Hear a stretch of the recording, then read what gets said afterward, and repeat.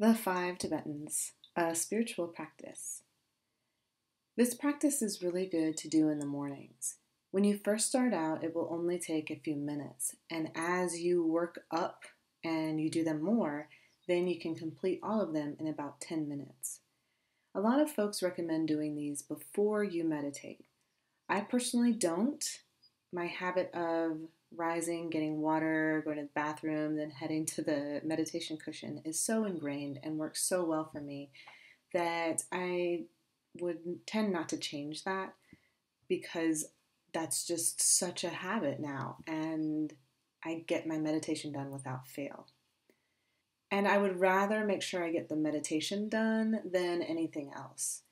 And there are days when I don't get a chance to do the Tibetans, although it's best to strive to do some type of physical meditation like this every day once you start.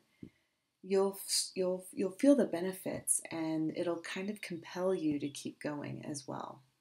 The Five Tibetans, and part of why I love doing these or other standing meditation exercises, is because, at least where the Five Tibetans are concerned, they're called the Fountain of Youth exercises because of their ability to increase vitality, to help regulate the body.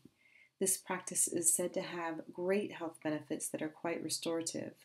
They balance you, they give you lots of energy, they help your body, they help your mind to stay young, flexible, just all the things, mind, body, spirit. No one knows exactly when or where these Tibetan exercises came from, although there's no doubt that it's a Far Eastern tradition and it's attributed to the Tibetans.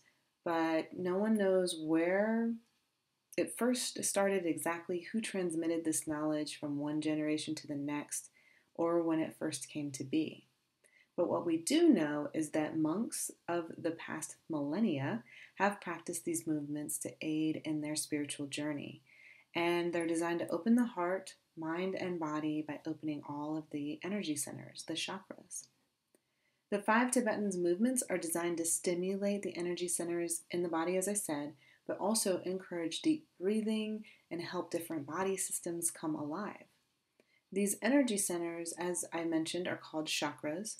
We have 7 of them in the body, and when they are all opened and spinning freely, we can reach our own form of enlightenment. It's a path to enlightenment. And whether we believe in them or not is not really relevant because they exist. They are part of your energy footprint in your body. Doing the Five Tibetans is considered a spiritual practice because of the nature of how you're working with the body, the mind, the spirit. And even as I do these movements, I often will light a candle and sync everything with my breathing. They're composed of 5 total movements, and you perform each movement 21 times. When you first begin, though, you don't want to start out at 21. Beginners should start out at 5 to 7 repetitions of each movement, and then add 2 repetitions per week until you reach 21. It can take a few months to work up to 21 repetitions, and then after that, you don't want to do more than 21 because it can actually cause an energy imbalance. And I can't emphasize it enough to increase the exercises slowly. You're working with real energy, and the movements can be kind of difficult at first. And yet, when you first start doing them, you'll kind of feel how invigorating they are. My other recommendation for these movements is that you do them on some type of yoga mat or rug. You'll be on your hands and knees for many of the exercises, and having a comfortable place to sit and be on your knees makes everything a little bit easier. And remember your breathing. Breathing in sync with the movements is really important. Not only do they help you to do the exercises correctly, but breathing in at the right time helps the particular muscle group that you are focusing on. Furthermore, it can help you focus on the mind-body movement. And as soon as you do that, it becomes a meditation. Lastly, before we go into the exercises, if you have been inactive or consider yourself out of shape, start with the first 3 Tibetans and then build in the next 2 when you get more comfortable with the exercises. And of course, talk to your doctor if you have any questions. You can also ask any yoga teacher. So let's move into the Tibetan movements. Spread out your arms into a T. Palms are down. Move clockwise and spin around until you have reached the predetermined number of repetitions. For example, when I first started out, I just did 5 repetitions. As you spin, inhale on one turn, exhale on the next, and keep going. When you're finished, focus on one point.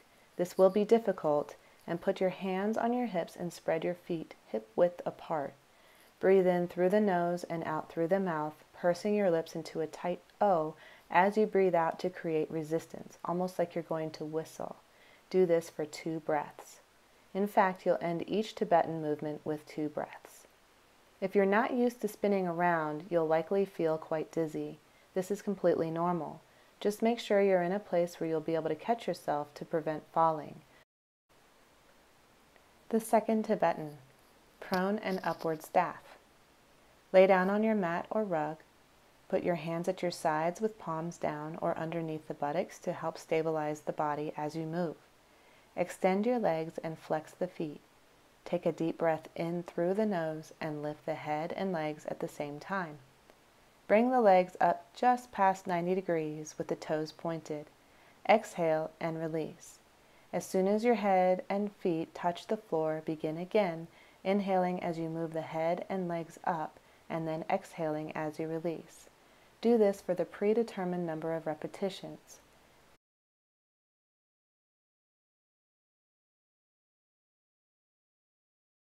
Kneel and bring your hands into the Namaste Mudra. Breathe in through the nose and out through the mouth like you're going to whistle. Do this for 2 breaths. The third Tibetan, Camel and Rabbit Pose. For the starting position, kneel on the floor with your knees hip-width apart. Curl your toes under your feet and place your hands just under the buttocks to support your body. The head is down toward the chest. Inhale deeply, gently bending back while keeping the lower body still as far as you can with the head rolling back. Use the hands to support your upper body by pressing on the upper thighs. Exhale and return to the starting position. Do this for the predetermined number of repetitions. End by kneeling, bringing the hands to the Namaste Mudra. Breathe in and out for 2 breaths as before.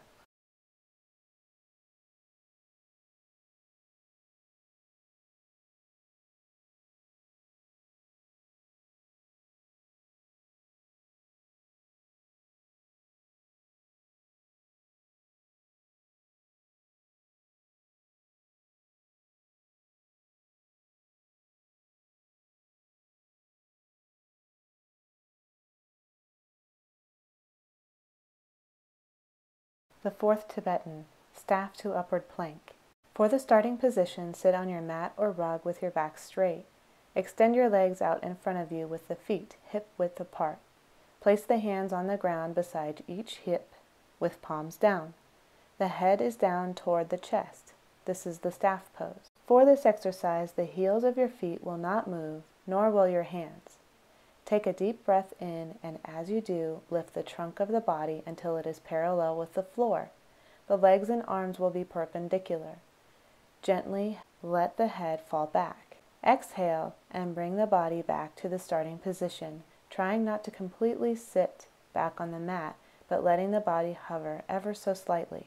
That is 1 repetition. Inhale and lift the body again to begin another repetition.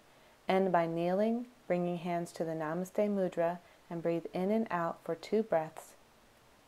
The fifth Tibetan, upward dog to downward dog. Place hands out in front of you on your rug or mat. Extend the feet behind you and curl the toes. Lift your body so that just the hands and toes are touching the mat. Your back and head are arched, the upward dog pose. Inhale and lift the trunk of the body up, keeping the hands and feet in the same spot. You will now be in what looks like a triangle, also known as downward dog. Exhale and return to the starting position. This is 1 repetition. Do this for the predetermined number of repetitions. With the exception of your hands and feet, your body does not touch the rug or mat for the duration of this exercise movement. End by kneeling, bringing the hands into the Namaste Mudra, and breathe in and out for 2 breaths as before.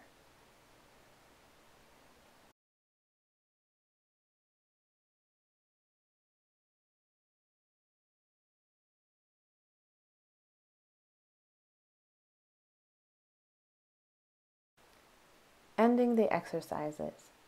When you have finished each movement with the number of repetitions you needed to do, lay down on your rug or mat in corpse pose. You're laying down while facing up towards the sky. Your legs are relaxed and the feet fall out naturally. Hands are palms up but curled naturally. Close your eyes and try not to move any part of your body for a couple minutes afterwards. Just let yourself breathe.